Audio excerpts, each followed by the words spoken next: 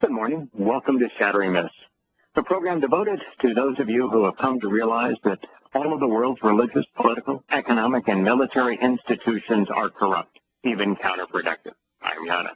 Our number, if you'd like to join us anytime over the next 2 hours, is 877-300-7645.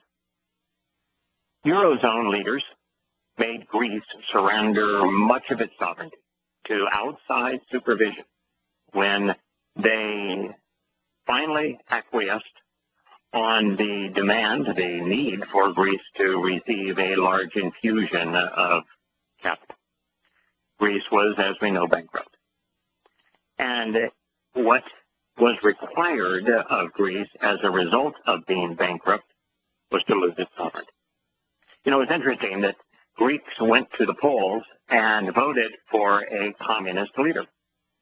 And at the time, Greece's problem was that they had way too much of their overall governance devoted to redistributing wealth, to taking funds from those who were productive and had earned it, and distributing it to those who were less productive, even unproductive, and who had not earned it. And in doing that, and to each according to their need as decided by those in power, and from each according to their ability, again in accordance with those who were in power, with those in need exceeding those with ability. Greece did what so many countries have done with fiat money. They have bankrupted the country. They have spent vastly more than can be collected in taxes.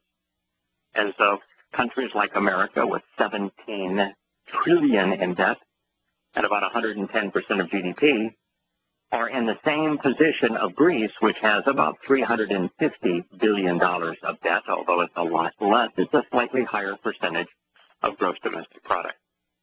And it is that socialistic mindset of providing for health care for free, pensions that have not been paid for or adequately funded, and all manner of other support systems like pensions and Social Security, food stamps, and other kinds of government programs that bankrupt the country. So the Greeks, not wanting to give up on any of those things, even though they could not afford them, even though they were transferring the burden to their children, even though they were mortgaging their freedom, chose a communist leader. And as a result, the problems were exacerbated. So now Greece is desperate. They're bankrupt. They can no longer pay their bills. They are, by any definition, bankrupt. And as such, Greece was in a position where now it had to receive more money, even though no one in their right mind wanted to loan Greece money, since Greece has consistently failed to honor the terms of loan agreements in the past. So when this new elected president, the communist Cyprus, told the creditors that they were terrorists and that they were blackmailers,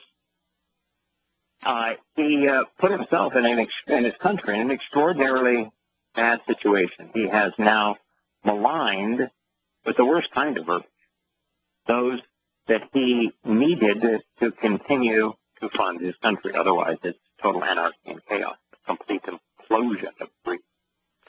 And so the creditors decided, all right, if we don't fund Greece, then we will open up Pandora's box, that people around Europe and around the world will come to see the folly of entitlement and of fiat currency and of central banks, and the illusion of all of these things, because, quite frankly, fiat money is actually debt. It's a liability, not an asset.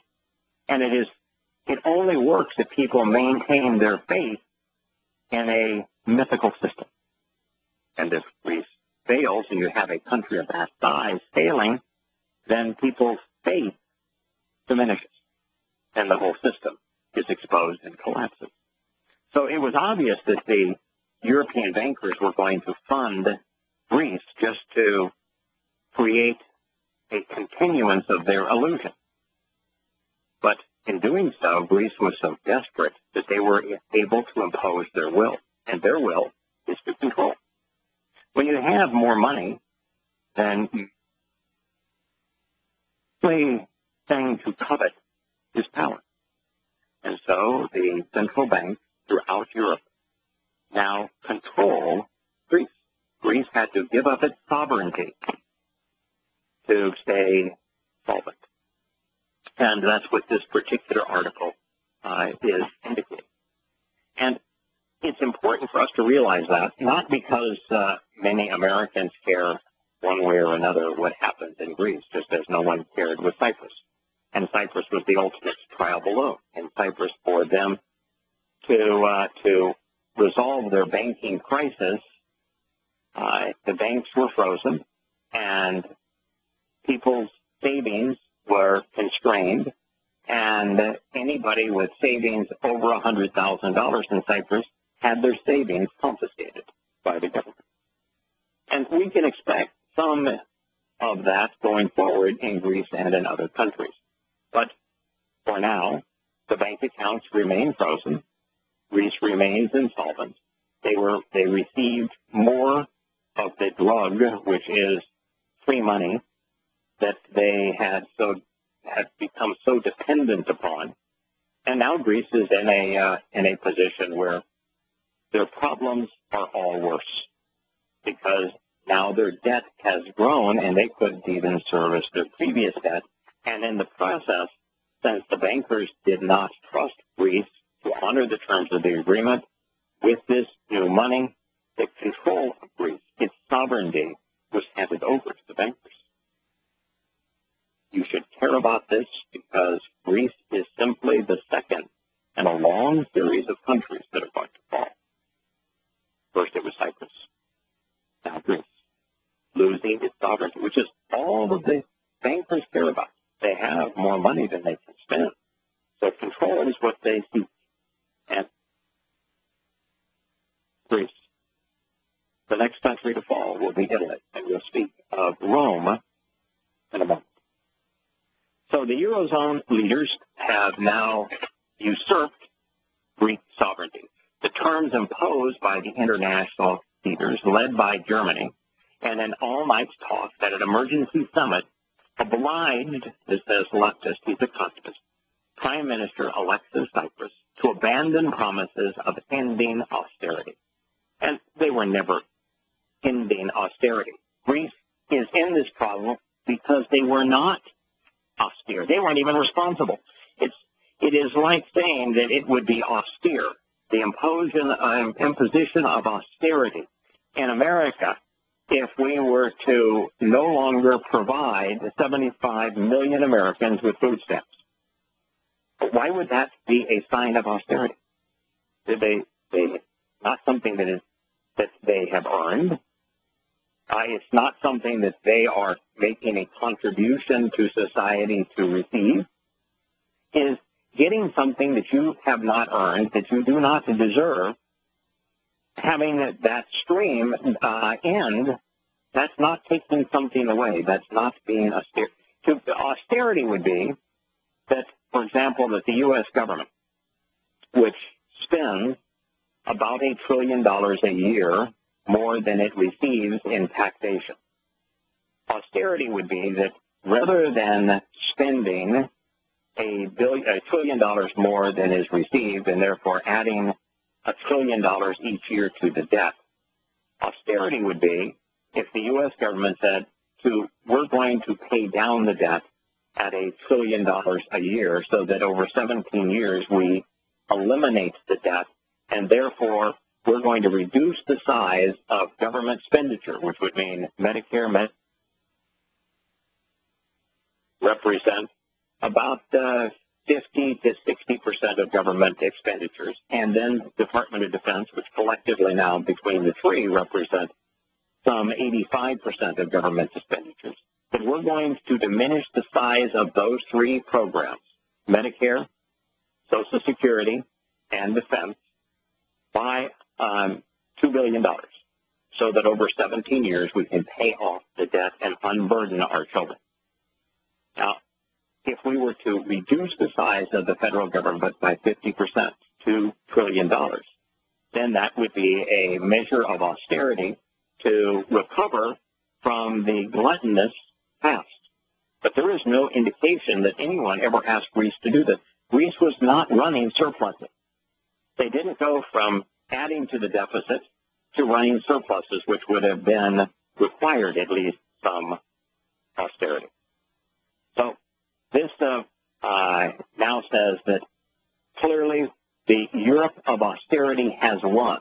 This is Greece's reform minister said in a statement. So the Europe of austerity won. The average debt to GDP of European countries runs between 60 to 80%. Zero debt to GDP would be an indication of being at least responsible, and to have a surplus so that you were prepared for rainy days and for unforeseen events would be also responsible. I don't know what would really be required in terms of surpluses to suggest that a country was implementing an austere policy. But Europe is not austere. Europe is continuing to increase debt. And you have countries like Italy, 10% of GDP.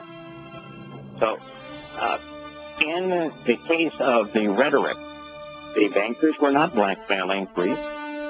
The bankers were not terrorists. And there is no austerity in Greece specifically or in the rest of Europe. We have been this way. We'll be back. This next quote is from the Greece reform minister. It says, either we're going to accept these draconian measures, or it is sudden death for our economy through the continuation of the closure of the banks. So it is an agreement that is practically forced upon us. This is Greece's reform minister. You know, when you're in debt, let's say that you buy a home on a mortgage, and that you bought this home with an 80% mortgage, and you have are no longer able to make the payments on that home, and you stop making the payments on the home. The home is now collateral to the bank. If you stop making payments on the home, the bank takes title to your home. It's already been given to them in the mortgage that you signed. And so you might live in it for a short while, but they will dictate the terms because you've deeded the home over to them by not paying your bills. It is astonishing to me that people who have caused problems have this tendency not only to blame others for their problems, but never to accept responsibility themselves. We are an irresponsible generation. And we're irresponsible in two ways. One is we are taking money from our children. That's irresponsible. When you fund programs out of debt, you are forcing your children to pay for your indulgences. That's immoral. That's not responsible.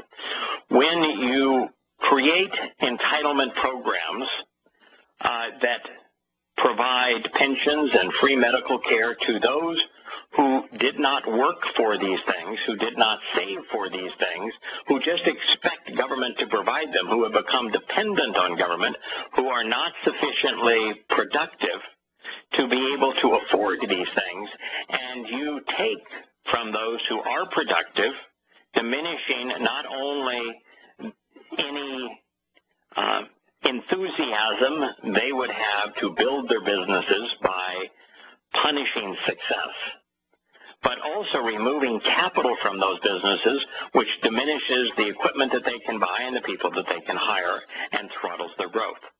So you have economics that punishes success and rewards failure.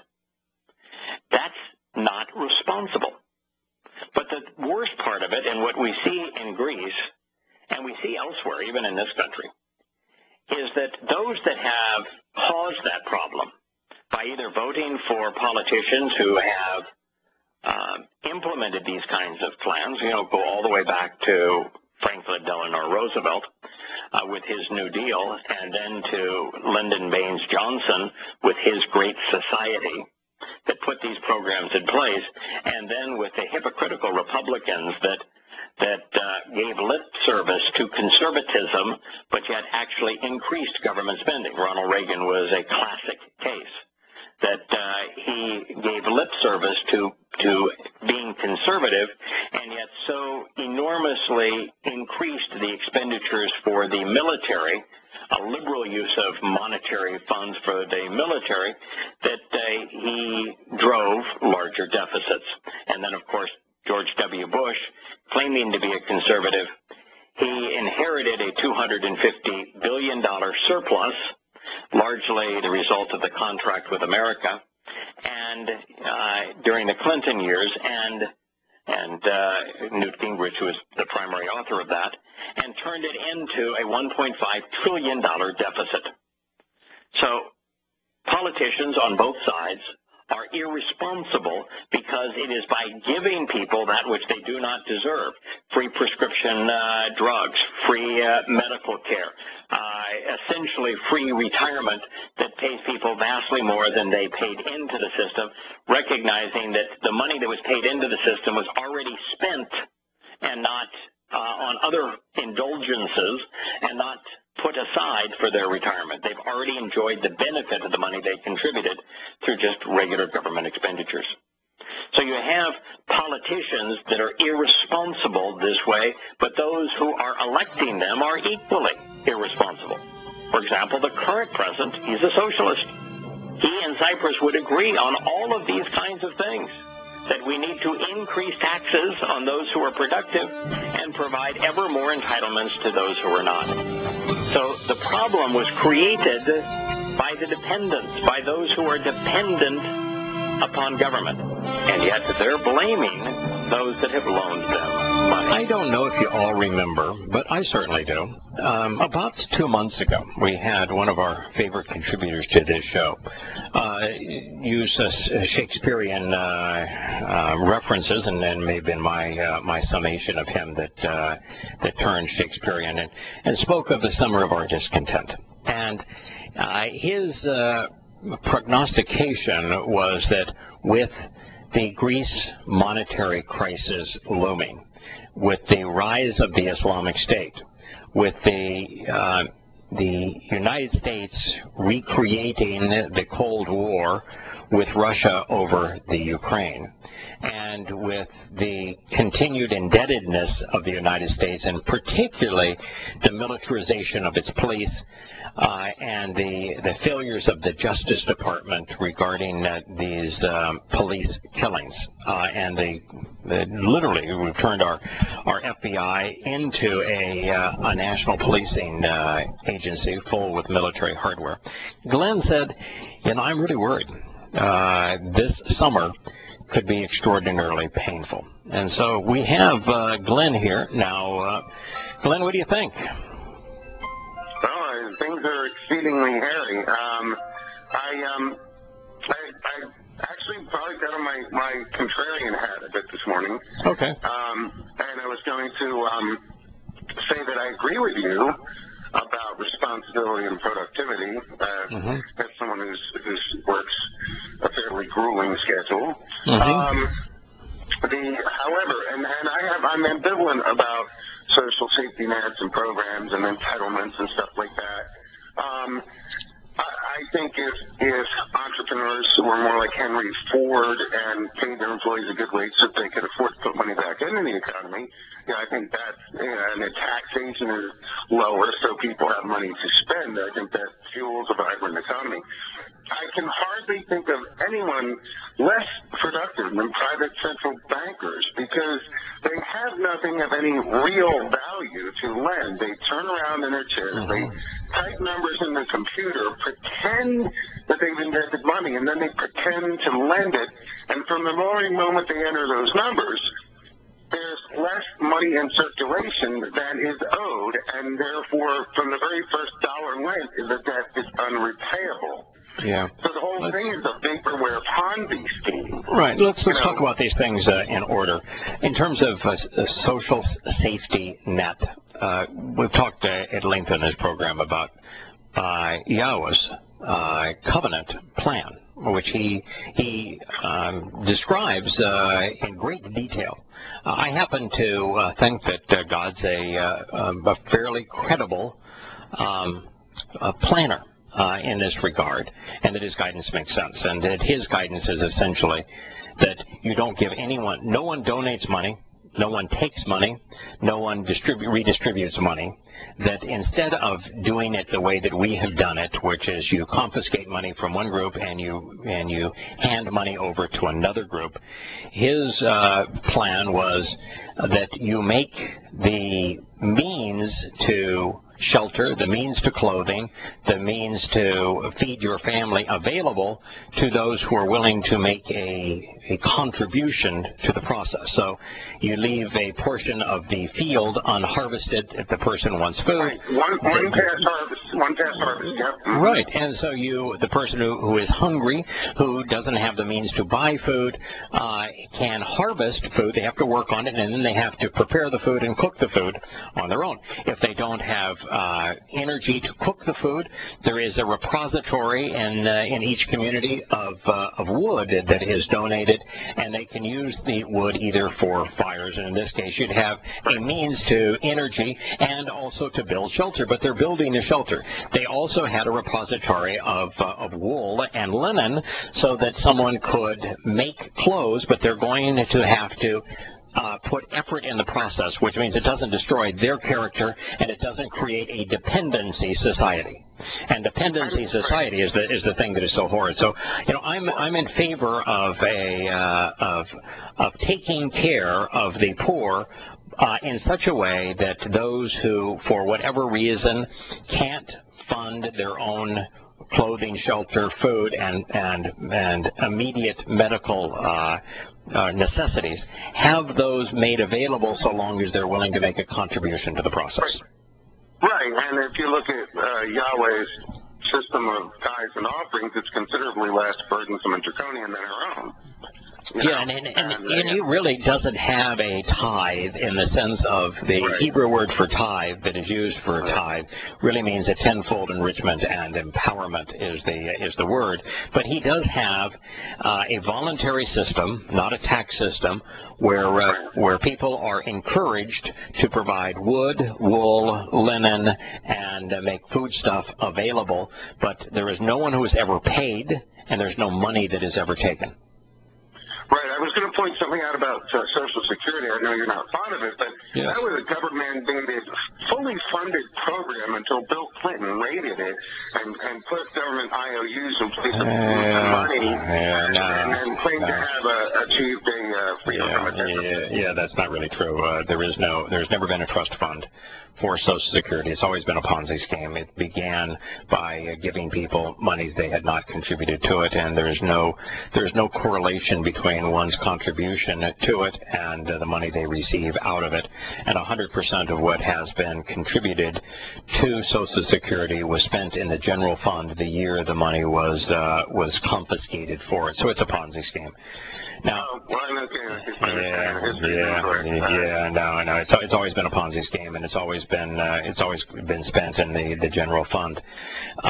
The Ponzi scheme is defined by the newest people. The money that they pay in goes to pay the return for those who have been in, whose money has already been squandered. So it requires the absolute and required performance of new victims for the Ponzi scheme to remain alive. And so it's a Ponzi scheme. Well, let's go ahead. Well, Okay. No, go ahead. I was going to. Okay. Let me go to the next thing. The next point that you raised, which is that of the bankers. Well, I am no fan of international bankers. I really don't have a problem with I only have one issue really with local bankers that are in private banks as opposed to the cartels that are central banks. With only one exception, and this one exception was actually imposed by the Federal Reserve. It was not something that exists originally, which is the Mandrake formula and fractional reserve banking, where if you contribute $100 to a deposit, they not only can loan out 90% of your deposit, but when that borrower then has the account that money goes into, then they can loan out 90% of that, and whoever that was given to, they can loan out 90% of that, and they do it 10 times over. So ultimately, they have loaned out 10 times more than were in deposits. And so the Federal Reserve was created that scenario to keep any one bank from failing, because this overburdened amount of loans as a percentage of deposits was covered by the collective whole, or by the creation of more fiat money diluting the existing currency. But that's something that was the cartel that is the Federal Reserve imposed. But if I were to pick the primary culprit here, I'm going to go back 2 steps. And feel free to disagree here. I'm going to go back 2 steps from the international bankers. I'm going to go 1 step back to the politicians who enabled them. Like, for example, the Federal Reserve was enabled by Woodrow Wilson. Right. And his Colonel House, that was really the de facto president during his time. And it's always created primarily to fund a standing army and to encourage war, which creates great borrowing and dependence and enormous amounts of money for the few, and gives the government draconian control over its population. So the politicians who enable these things, and the politicians who win approval of the people by offering these kinds of things. If the majority of people in America are net beneficiaries of government handouts, then the majority of Americans are going to vote for the leaders that are going to indulge them and continue to indulge them, and the minority are paying the bills, and so the minority cannot affect leadership change. And so, so then I would go 1 step back from the politicians who have enabled all of these bankrupt, irresponsible redistribution of wealth schemes, to the people themselves being greedy, being irresponsible for having chosen them, having empowered them. So I think that we ourselves as a nation individually are responsible for the mess that we're in, and yet no one wants to claim responsibility for it. As a matter of fact, the politicians will say, you know, the problem is those greedy people, they're not paying their fair share. Well, they aren't paying their fair share. They're paying 10, 20, 30 times a higher percentage than are those who are net dependents. But even a half century before Woodrow Wilson, you know, Abraham Lincoln tries to issue currency from the Treasury and gets himself killed for it.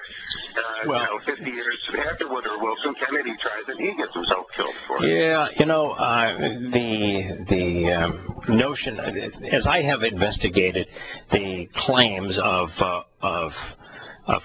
that Kennedy was killed for his alleged bill changing the nature of what the Federal Reserve could and couldn't do.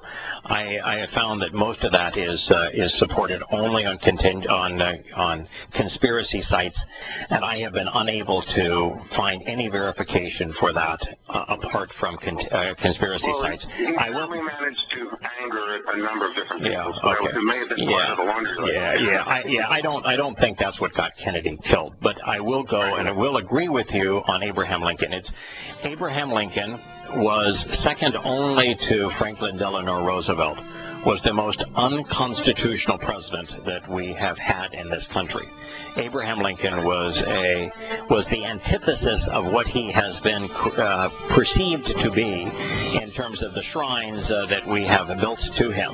But not only was he a racist, but he was completely anti-constitutional. We'll be back. We're talking about the implosion of events that has come upon us. And Glenn, how do you feel now about the combination of ills that is at our doorstep? You had forecast a fairly negative summer, and you and I agreed that what you were talking about would happen. I just said I'm not certain it's going to be this summer versus a summer 2 or 3 or 4 or 5 years hence. But collectively, you were concerned about Greece. The Greece concern is still valid. You were concerned about the Islamic State. It's still valid. You were concerned about the continued sinkhole that America is sliding into. That's still valid. And you were most concerned, I think, about the problems associated with the militarization of America's police and federal agents. Where do you stand? It's interesting. When I was also, concerned about the inflammation or the fomenting of interracial tensions over the summer with Ferguson and Baltimore and all that. And they seem to have, so far, stuck a bullet since this shooting at this church, in which these people responded in an amazingly magnanimous manner about it, like decrying violence and speaking of like forgiveness and that sort of thing. In other words, like we haven't seen repeat Ferguson and stuff, and even the Baltimore thing kind of fizzled. So I'm grateful that we're not seeing American cities in flames from trumped up interracial violence. So that's a good thing. As I look at it too, I don't think race had anything to do with Ferguson. In fact, I think it had nothing to do with Ferguson. There's lots of issues where I would put lots of blame on both sides, and if you're in the African American community, you ought not rally around Brown. He was a scumbag. But it's true that Wilson, as a cop, went to the current first mentality of a cop, which is to shoot first, and we ought not train cops to respond that way. That's a belligerence that is wholly and completely unacceptable. The ones that bothered me the most, Tamir Rice is the one that bothered me the most. This is a Caucasian police officer jumping out of his car and killing what he was, a 12-year-old African-American boy playing with a pretend gun that was no threat to anybody, and within 2 seconds or less of the time that the cop pulls up on the grass near that carousel, the kid is dead.